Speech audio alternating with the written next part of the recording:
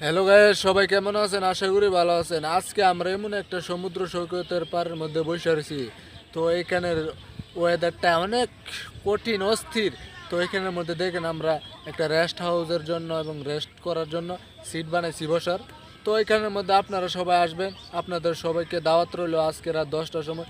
তো এই সিটটা আমরা উদ্বোধন করবো আজকে। এই পোলাপান যারা আছে আরও যারা আছে সবাই মিল্লা এক মন মিষ্টি আনো মাইনাসের এখানের মধ্যে সবার বাইরটা আওয়াম ওই সিটটার উপলক্ষে। তো দেখেন আমরা এমন একটা সমুদ্র পাড়ের মধ্যে বসে রয়েছি।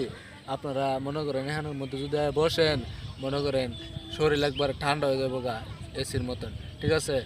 আর চারিদিক দিয়ে দেখেন একবারে রাস্তাঘাট, চারিদিক দিয়ে মনে করেন বাড়িঘর আছে, কিন্তু বাড়িঘর এখানে নাই, কিন্তু এখানে সমুদ্রের পার। তো এখানের মধ্যে ঢেউড়ু আছে, অস্থির, মানে কি বলবো, অস্থির। আপনারা যদি এখানের হাওয়া বাতাস পান, মনে করুন একবারে অন্যরকম হয়ে যাবেন।